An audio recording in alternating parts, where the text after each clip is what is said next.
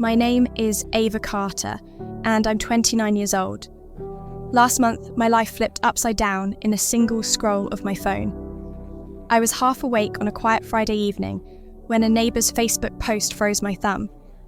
There, glowing on the screen, sat a bright red sold sign staked in front of the white brick house where I learned to ride a bike. The caption read, "Can't believe the Carters finally sold. End of an era." For 3 stunned seconds, I assumed it was a mistake. Nobody sells the place they love in secret, least of all my older brother, Lucas. Still, the image wouldn't leave my mind. The same blue shutters my mum touched up every spring, the crooked mailbox Dad swore he'd straighten next weekend. It was unmistakably our home. I dialed Lucas. No answer. I tried again. Voicemail. When he finally sent a single text, my pulse pounded in my ears. "It's just a house, Ava. Don't be dramatic." Just a house. To him, maybe. To me, it was birthday echoes in the hallway, the smell of cinnamon rolls on Saturday mornings, Mum's laughter drifting through open windows. It was the only piece of our parents I had left since they died 2 years ago. Anger shot through my veins like electricity. I threw on a jacket, grabbed my keys and drove across town, headlights slicing the dark. Maple Grove Lane looked the same. Quiet trees, warm porch lights, until I reached our driveway and saw that sign in real life. A moving van idled at the curb, while 2 strangers, tall man, blonde woman, stood on the steps, pointing at the upstairs window. "That'll be my yoga loft," she laughed. "And we'll knock out this wall," he replied.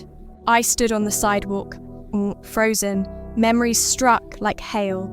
Dad teaching us to carve pumpkins on those steps, Mum waving from that bedroom window, Lucas pushing me on the tyre swing that once hung from the big oak now cut down. My past was being boxed up and hauled away while I watched. I called Lucas again. This time he picked up, sounding amused that I'd driven over. "Relax," he said, voice slick with business school calm. "Housing market's hot. I needed liquidity. We'll split profits later." I hung up without another word.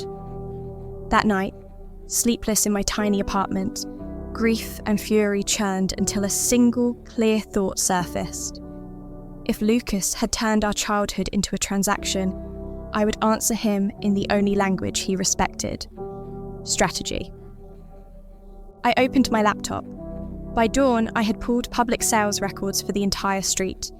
9 houses in a gentle row. 2 were already listed.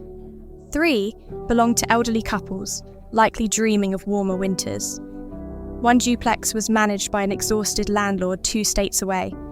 Opportunities glimmered between the numbers. Could an ordinary woman buy an entire street? Probably not, but ordinary had never brought anyone justice. At 6 a.m, I phoned Jane Miller, my old mentor, sharp, fearless, a legend in local real estate. She answered on the second ring, already sipping coffee. "Talk to me, kid." "Lucas sold the house." Silence, then a long breath. She knew what that meant. "What do you need?" "I'm going to buy Maple Grove Lane." A beat of stunned quiet, then her low chuckle. "You're insane," she said, "and I'm in." She connected me with 2 private investors who loved community-driven projects. 48 hours later, I held letters of intent and enough capital for a serious first offer. My first knock was on the door of Mr. and Mrs. Grayson, the retired librarians who'd loaned me picture books when I was 6. "Ava!" Mrs. Grayson exclaimed, pressing a wrinkled hand to her chest. They longed to move closer to their granddaughter in Florida, but dreaded strangers bulldozing their rose bushes. I promised those roses would stay. We shook hands among the petals. House number 1, secured. Next came the rundown duplex. The distant landlord welcomed my cash offer. He wanted out of late-night plumbing calls. Walking those dim halls, I saw not peeling paint, but future families laughing under fresh ceilings. House number 2. By week's end, I juggled spreadsheets like a street magician. leverage one purchase to finance the next, renovate just enough to raise equity, move again. Sunrise jogs cleared my head, midnight coffee-fueled negotiations. People started calling me the quiet storm of Maple Grove. Lucas finally texted, "Heard you're buying the neighbourhood, hope you know what you're doing." I stared at his smug emoji, then typed only 3 words, watch and learn. Week 4 arrived with snow swirling in cold spring wind. I owned 7 of 9 properties. Title deeds sat in a neat stack on my desk, each signature a small thunderclap. Yet, the crown jewel, the Carter house, remained hostage to those sleek new flippers chasing a massive payoff. They'd listed it at nearly double what Lucas accepted, and greed was bleeding them by the day. Loan interest mounting, renovation costs ballooning, buyers balking. One crisp Saturday, I walked to their open house, blending in with curious neighbours. No one recognised me as the girl whose height marks still hid beneath fresh grey paint in the hallway. Room by room, I catalogued every change. Granite counters where there had been humble laminate, recessed lights instead of Dad's quirky chandelier. The bones were the same. The soul was missing. I paused in my old bedroom, pressed a palm to the floorboard that always creaked. There, in the hush between heartbeats, I made a silent vow. I will bring the soul back. Then, I approached the owners with a calm offer, generous but not desperate. They smirked and countered. I thanked them, left my card, and walked away knowing time was my ally. Each extra week would tighten their budget like a noose. I wasn't chasing revenge anymore. I was composing something grander, a living testament that no one could erase my family's story without meeting the woman writing its next chapters. And somewhere, I hoped, Lucas felt the ground beginning to shift. The following week, I received an email with the subject line, "Carter Property, negotiation open." The flippers had finally cracked. They were bleeding cash from mortgage interest and mounting contractor fees. Their sleek investment was becoming an anchor, and now they were looking for a life raft. I didn't respond right away. I waited 2 days, just enough to remind them who held the stronger hand. Then, I replied with my original offer, unchanged. No extras, no sweeteners. 3 hours later, it was accepted. I stared at the screen in disbelief. The Carter house was mine. Not in dreams, not in memory, in reality. I closed the laptop slowly, walked across my apartment, and sat in the silence. It was strange. Victory didn't feel loud. It felt peaceful, like exhaling after holding your breath for too many years. That weekend, I returned to the house alone. The new keys turned stiffly in the lock. The air inside smelled of fresh paint and lemon cleaner. But beneath it all, the house still remembered me. I walked from room to room, running my fingers along the walls, the door frames, the stair rails. I paused where the kitchen table used to be and imagined Mum humming as she kneaded bread. I sat on the floor in the living room, remembering Dad's voice echoing through the halls. It was still ours, and now it was mine. By now, I owned all 9 homes on Maple Grove Lane. 9. It had taken 6 weeks, more caffeine than I care to admit, and every ounce of grit I had in my bones. But I'd done it. And now came the real plan. I wasn't interested in just collecting deeds. I wanted to build something that meant something. A neighbourhood that felt like family. A place where people looked out for each other, where kids could run barefoot through sprinklers like we used to, where old folks could sip tea on their porches and wave to passing joggers.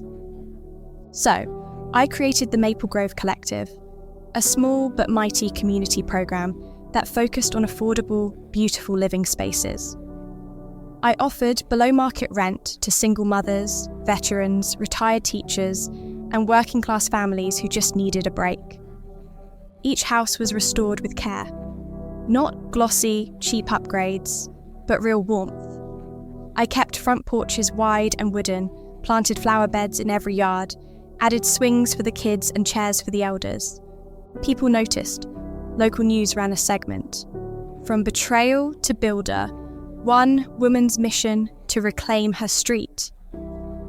I watched it air from my couch, a warm cup of tea in hand, as the reporter stood on the sidewalk I had chalked on as a child. And then, of course, came the call. Lucas. I saw his name flash on my phone and felt a slow smile stretch across my face.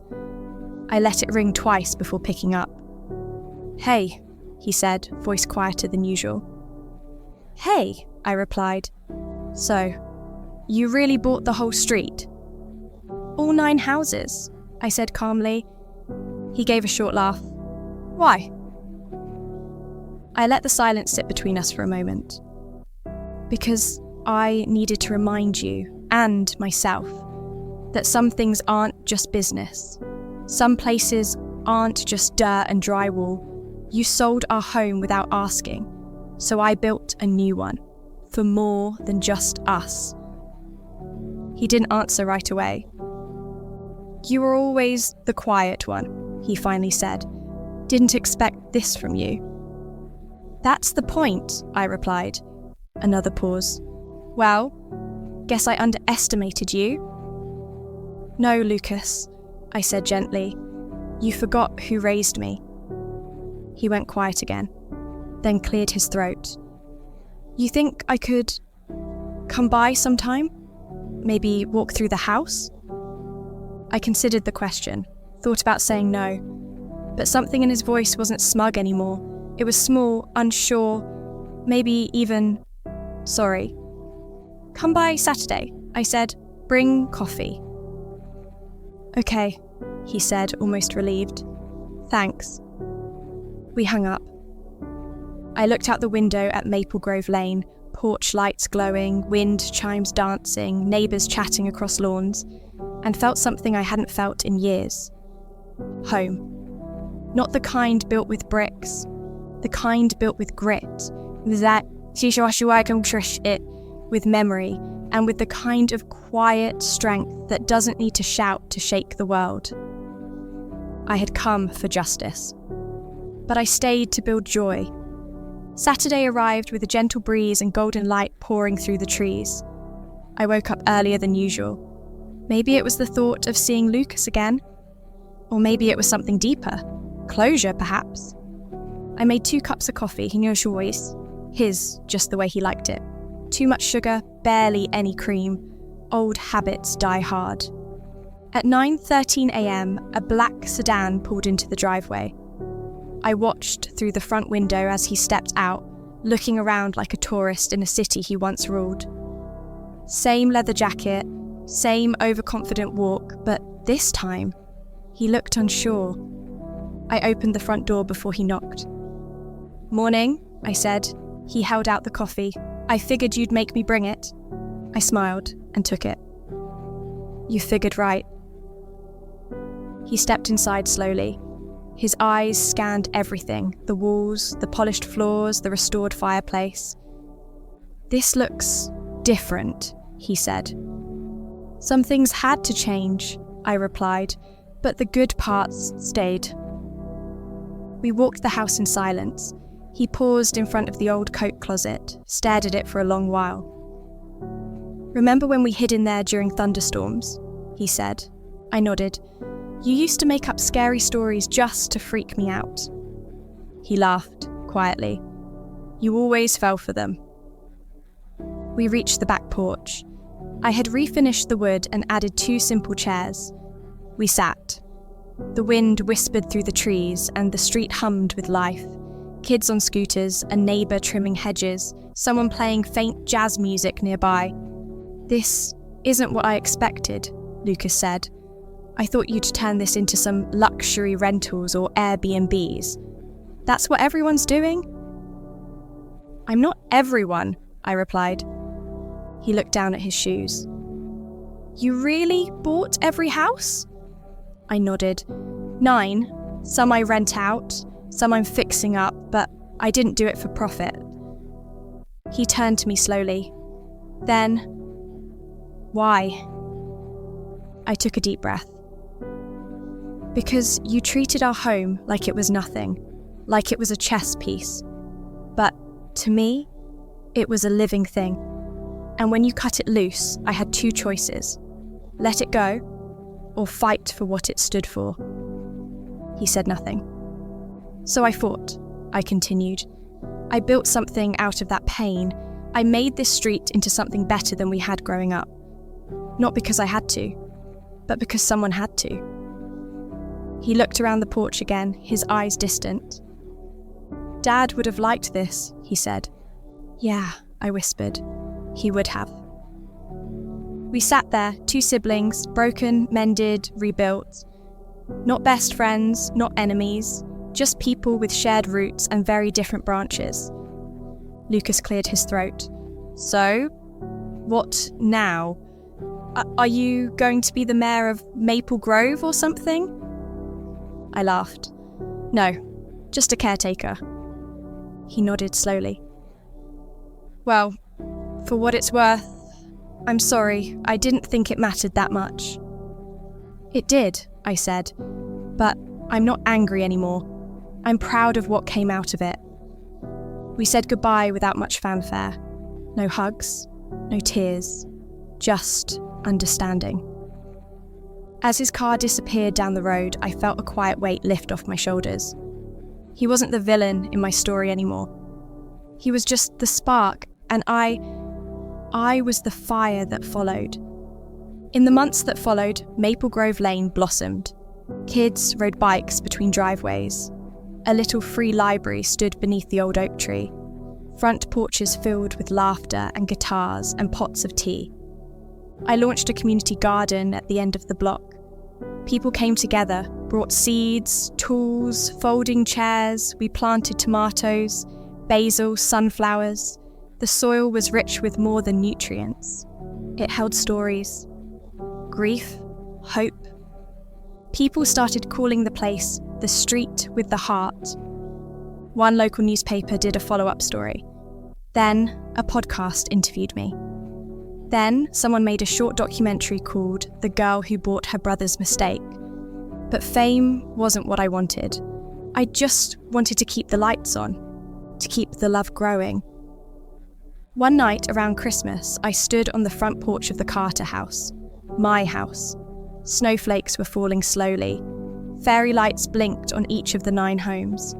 I could hear carols drifting faintly through the cold air, and I realised I wasn't alone anymore. Not in grief, not in ambition, not in love. Because I had created something no one could sell, trade, or steal. I had created a home, not just for myself, but for everyone. Spring arrived like a quiet miracle.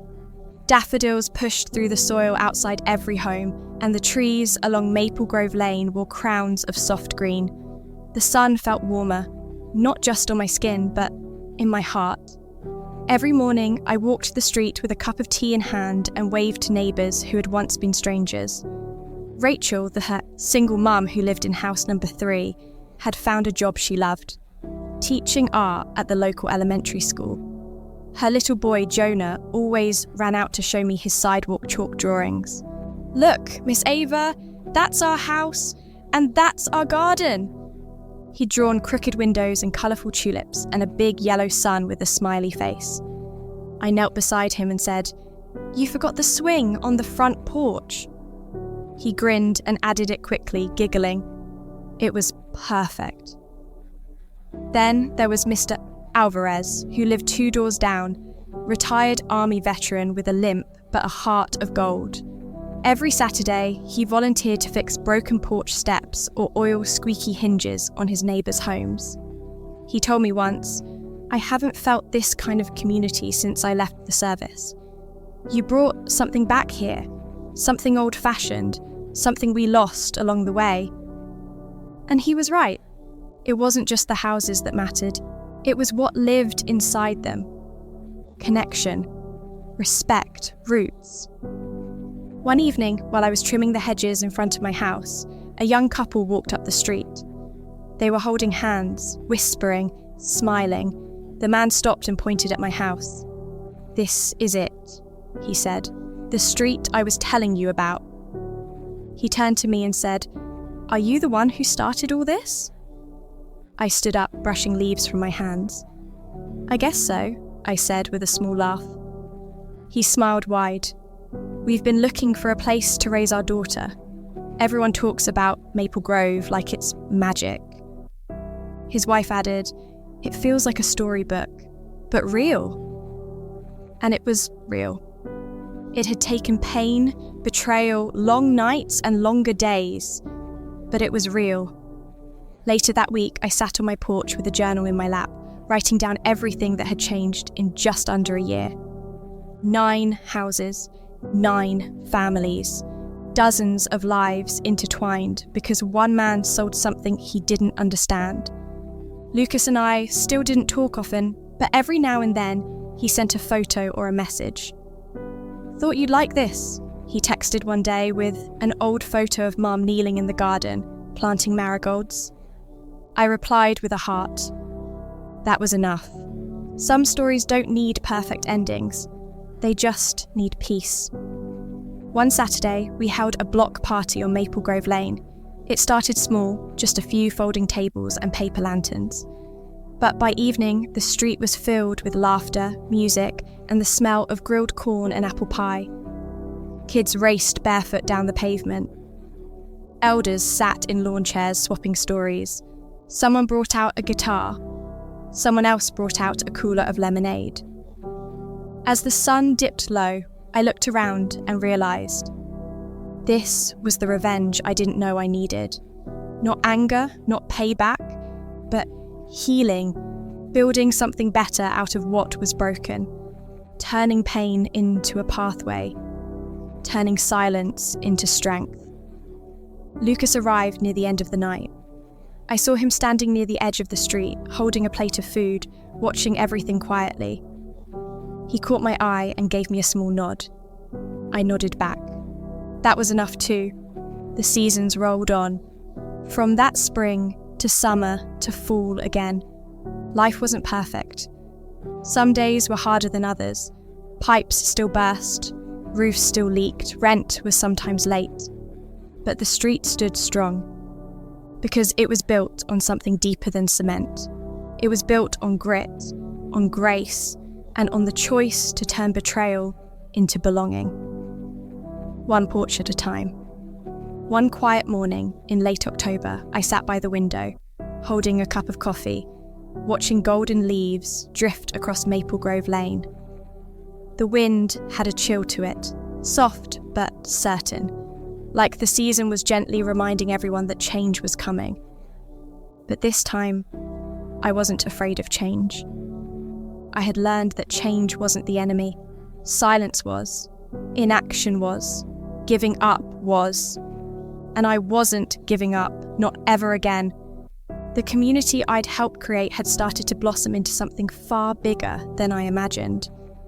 People were no longer just renting homes. They were planting roots, building futures, and becoming family. One afternoon, Rachel knocked on my door with a small white envelope in her hand. "What's this?" I asked. She smiled nervously. "A thank you." I opened it slowly. Inside was a hand-drawn card made by Jonah. It had crooked hearts and stick figures and the words, "Thank you for giving us a home." I stared at it for a moment, my throat tightening. Rachel said softly, "I don't know where we'd be without this place. You didn't just give us a house, you gave us safety, and that changed everything." I hugged her, tight, no words. Later that night, I placed Jonah's card in a wooden frame and set it on my bookshelf, between the photos of Mom and Dad. That little drawing meant more than any news article or bank statement ever could. It was proof that something good had grown from something painful. A few weeks later, I was invited to speak at a local women's leadership panel. I nearly said no. I wasn't someone who liked microphones or stages. But then, I thought about all the times I'd stayed quiet when I shouldn't have. about all the girls watching who might be wondering if they could ever reclaim what was taken from them. So, I said yes. The night of the event, I wore a simple black dress and my mother's necklace. As I walked to the microphone, my hands shook slightly, but my voice was steady. I didn't set out to lead anything, I said. I was just a girl trying to get her home back. But along the way, I learnt something. Sometimes the life you're meant to build begins the moment someone underestimates you. The audience was silent, so I kept going. They told me I was too soft, too quiet, too emotional. But the truth is, empathy is not weakness. Stillness is not failure. Some of the strongest people in the world speak the least until it's time to speak up. I looked around the room. I saw heads nodding, eyes glistening. I didn't buy a street to prove a point. I bought a street because it broke my heart to see what love had built being sold like it meant nothing. So I made it mean something again.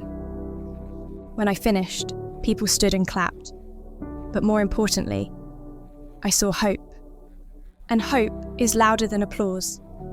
That winter, Lucas called me again.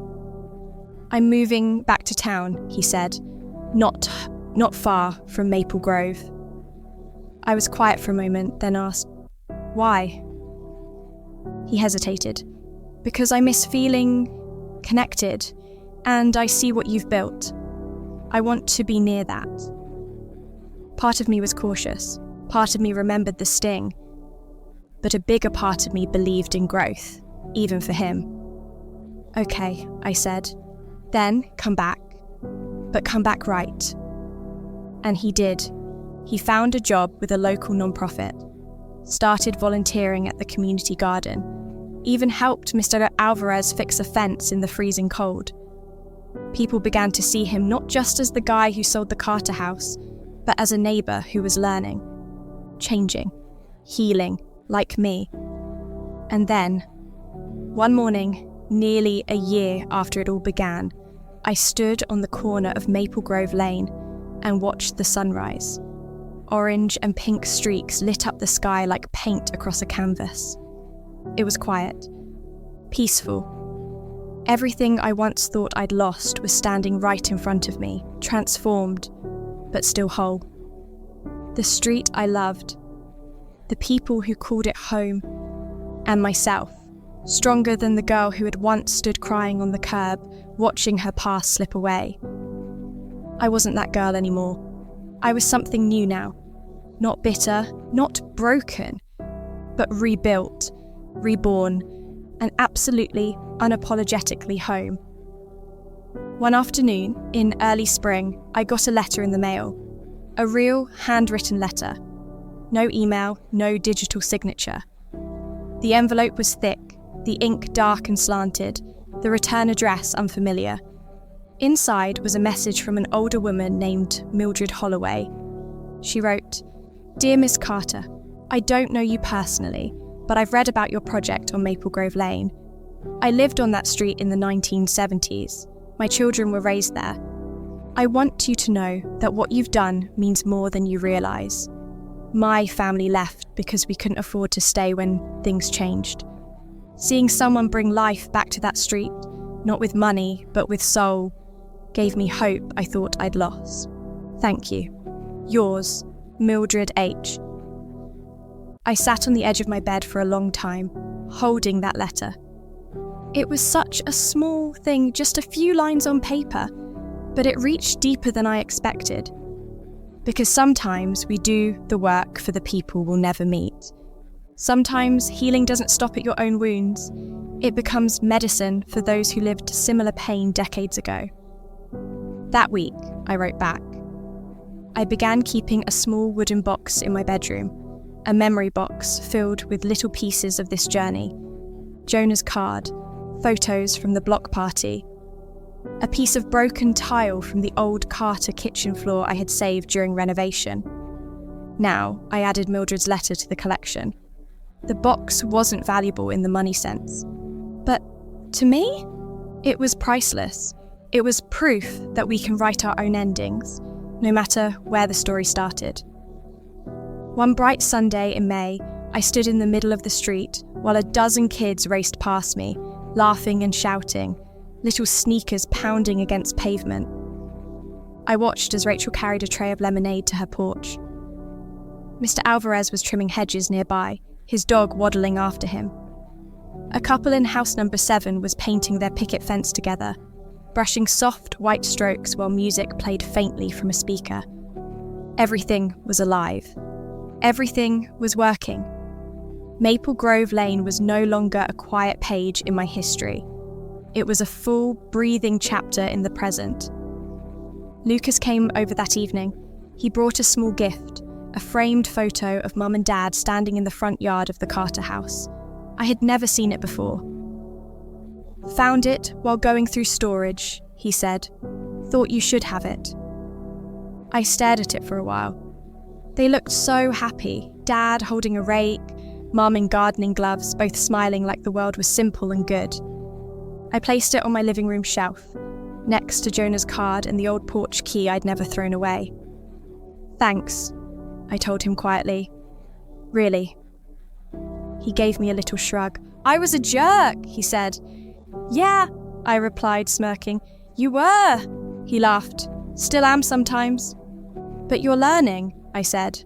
"Trying," he nodded, "because I finally see it now. What this street meant, what I ruined, and what you rebuilt." We sat in silence for a few moments. Then he said something that surprised me.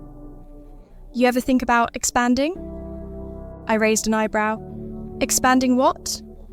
"This," he said, motioning to the houses, the porches, the flower beds. "The idea, helping other neighbourhoods, other people who feel forgotten." The idea sparked in my mind like a tiny flame. I hadn't thought that far ahead yet. I had been so focused on building this one thing, this one street, that I forgot the possibility of more. "Maybe," I said slowly. "One step at a time." He nodded. "Well, if you ever need help, I'm in." I smiled. "I'll hold you to that." That night I couldn't sleep. The idea kept swirling in my head. What if Maple Grove wasn't the end? What if it was the beginning? A blueprint for rebuilding not just homes, but people. What if there were streets like ours all across the country, just waiting for someone to fight for them? It was scary and exciting, and it felt right. Just like the day I stood in front of the sold sign and chose not to give up. Maybe this was what Mum and Dad would have wanted. Not just for us to keep the house, but to grow from it. To build something that lasted long after we were gone. The idea wouldn't let go. Even days later, I kept circling back to what Lucas had said. Expanding, helping other streets, other families. I had once thought Maple Grove was the final chapter.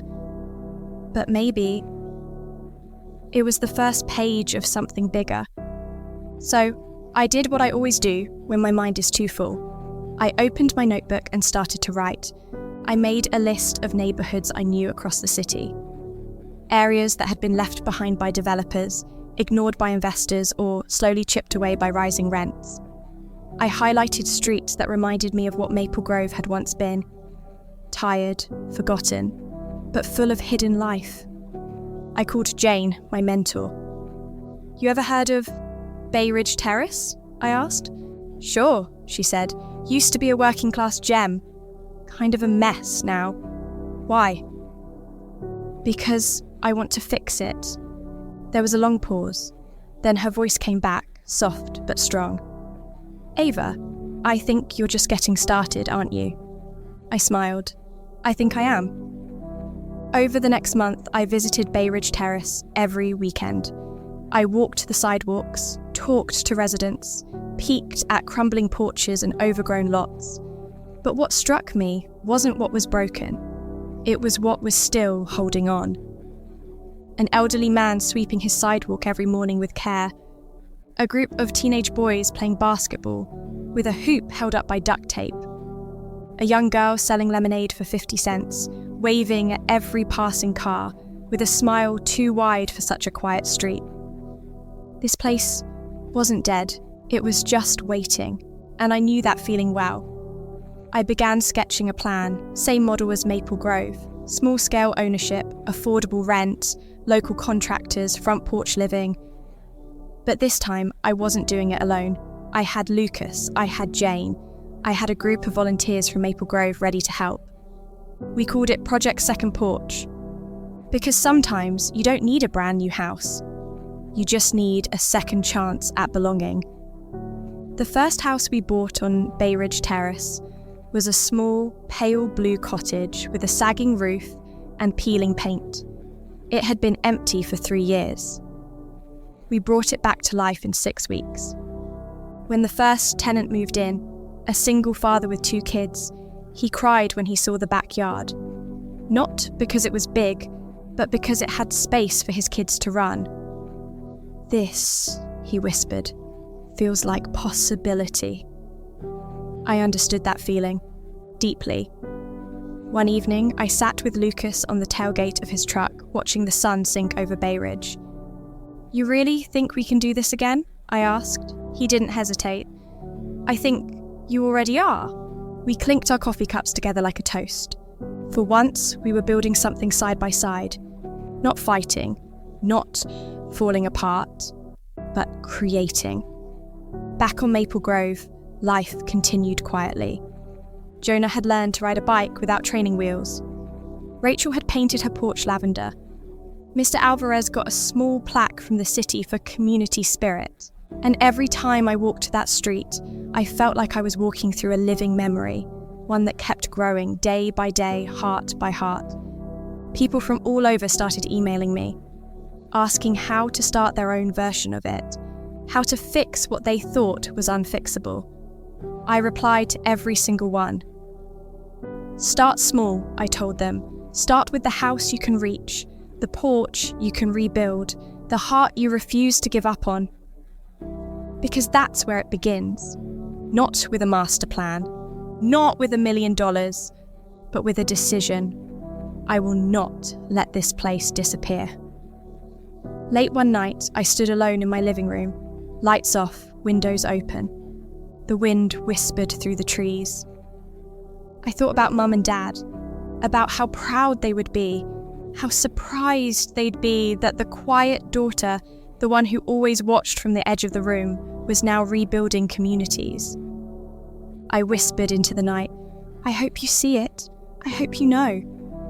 And deep in my chest, I felt something stir.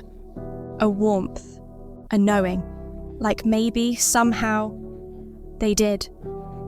The following spring, something extraordinary happened. A woman named Leah flew in from another state just to visit Maple Grove Lane. She'd heard about the project through a podcast episode called Reclaiming Home. She was in her mid-30s, dressed in a soft grey coat and worn boots, and she walked the street like someone searching for something she'd lost a long time ago. I found her standing in front of house number 6, just staring at the porch swing. "Hi," I said gently. She turned to me, surprised.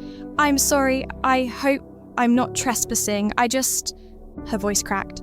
"I grew up here," she said. She pointed at the swing. "That's where my dad used to read me stories. I haven't been back in 20 years. I told her she was welcome. I even invited her to walk through the house. She stepped inside and gasped. Tears filled her eyes as she touched the walls, looked out the kitchen window, whispered the names of rooms like old friends. When she finally turned to me, she said something I'll never forget. "You didn't just save houses, you brought ghosts back to peace." We hugged, strangers no longer. And later that night, I added her story to my box. The wooden box in my room was getting fuller now. There was a note from Leah. A drawing from a young girl who lived in house number 4. Stick figures dancing under stars. A thank you letter from a high school student who said that moving to Maple Grove felt like hitting the reset button. Every piece reminded me why I did this. Because not all broken things should be thrown away. Some are meant to be mended, with care, with time, and with belief. That summer, I hosted a small writing workshop on my front lawn. Nothing fancy, just lawn chairs, notebooks, and a jug of sweet tea. 10 women showed up, some young, some old, some mothers, some daughters, all with stories. We sat under the shade of the maple trees, writing the things we had never said aloud. Pain, loss, hope, forgiveness, pages filled with truths that had waited years to be heard. One woman, her hands trembling, shared how she lost her child 10 years ago and hadn't spoken of it since. Another revealed how her ex-husband had left her on the very day they were meant to sign their first mortgage. But by the end of the evening, there was laughter too. Shared glances. Healing. Writing didn't just record what we'd been through. It released us. Later, as the sun dipped low, someone asked me, "Ava, what's next for you?" I smiled and looked around, at the trees, the porches, the painted mailboxes. "I don't know," I said, "but I think I'm done trying to control everything. I just want to keep showing up wherever I'm needed." Because that was the secret, wasn't it? You don't need to have all the answers. You just need to keep showing up, with kindness, with intention, and with courage. A few weeks later, Lucas and I spoke at a community summit together. We stood on stage, him in a blazer, me in jeans, and told our story. The crowd was mostly quiet, listening. A few jaws dropped when they heard how he sold our family home without telling me. Lucas didn't flinch. He looked them in the eyes and said, "I thought I was being smart, efficient. I didn't understand that value isn't always in numbers. Sometimes value is in the things you can't measure, like memory, trust, and roots." When I took the microphone, I added, "And when someone takes something from you, you don't always have to fight them directly. Sometimes the best revenge is to create something so whole, so meaningful, that their smallness no longer matters." That got a standing ovation. But even more than that, it got nods of recognition, because everyone had their own version of Maple Grove. Their own house lost, their own story stolen, and now, maybe they knew they could build something new too. That night, Lucas and I sat on the hood of his truck again, just like old times. We didn't talk much. We didn't have to. Sometimes, silence isn't emptiness. It's peace. And I had finally found mine. Autumn returned again. The trees on Maple Grove Lane turned gold and scarlet. The breeze carried the scent of cinnamon and fallen leaves, and kids wore jackets 2 sizes too big as they raked leaves into giant piles, only to jump straight into them with laughter echoing through the air. I stood on my porch with a warm mug in hand and watched it all like someone witnessing a dream come true.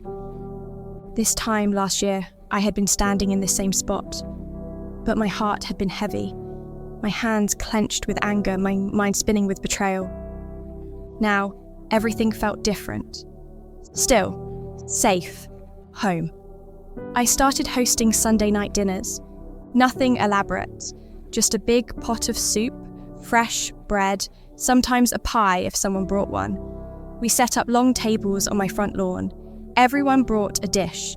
Sometimes we had 15 people, sometimes 25. It didn't matter who showed up. What mattered was that someone always did. One night, Jonah stood up on his chair and said, "This is like Thanksgiving, but every week." Everyone laughed and clapped, and Rachel kissed the top of his head. Later, when we were cleaning up, she looked at me and whispered, "I hope he remembers this when he's older."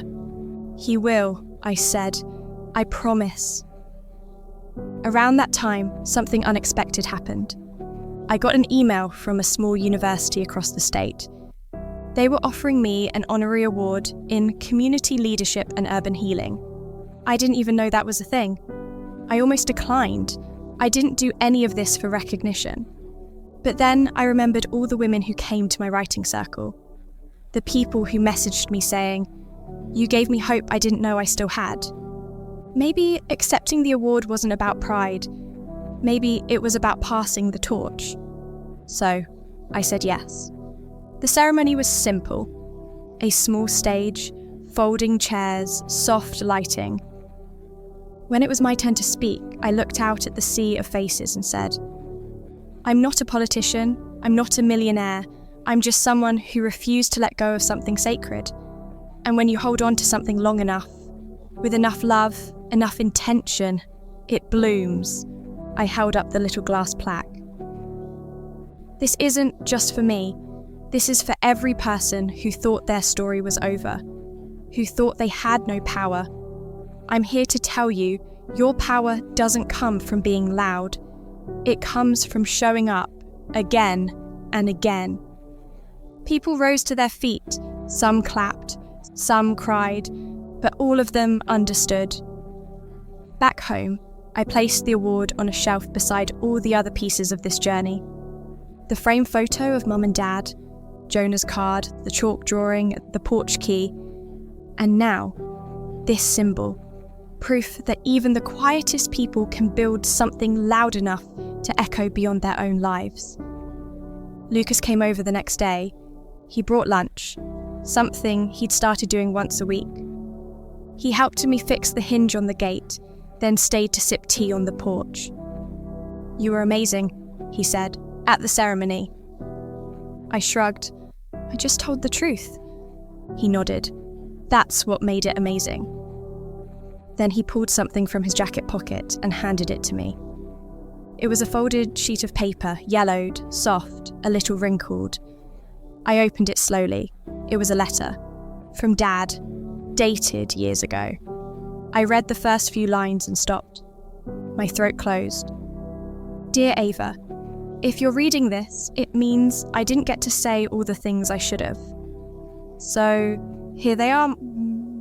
I closed my eyes. Lucas said, "I found it in one of his old boxes last week.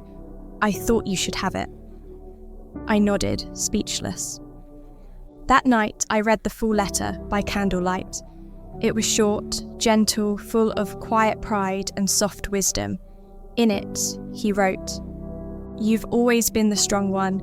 People don't always see it, but I do. One day, I think you'll do something important.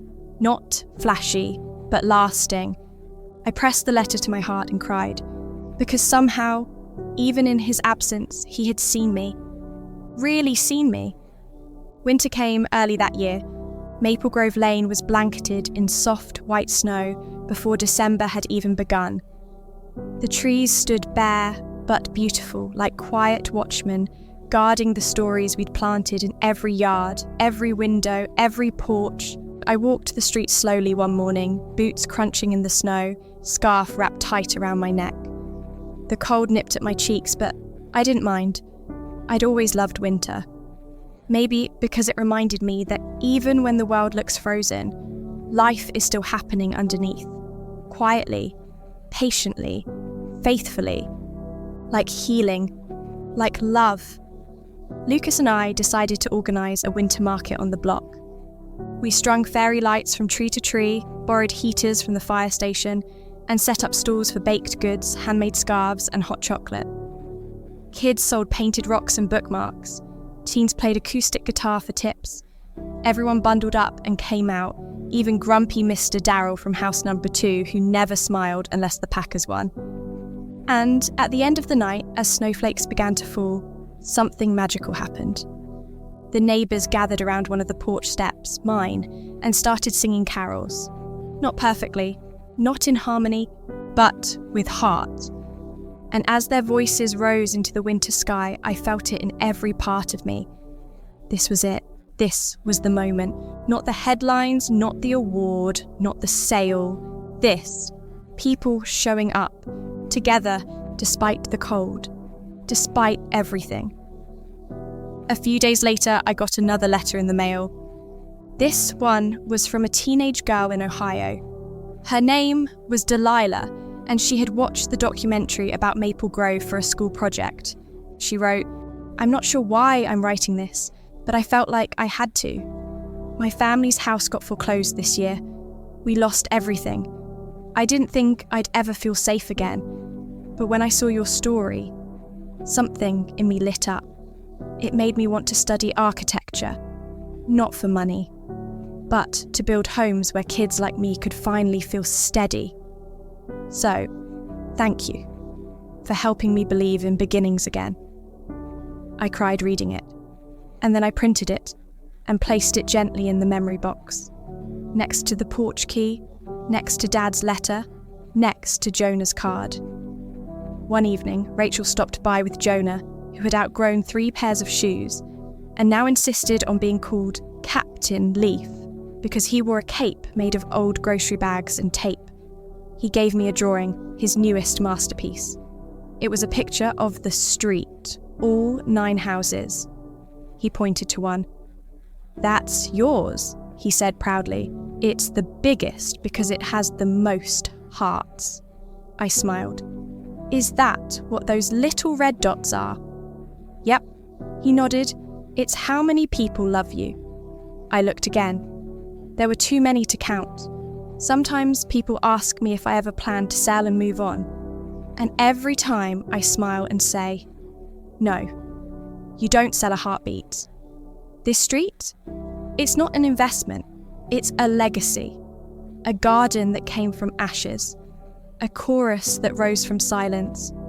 A girl's quiet revenge turned into a neighbourhood's rebirth. And I know now that whatever happens, no matter where I go or what I build next, this place will always be my beginning. My roots, my proof that something beautiful can come from something broken.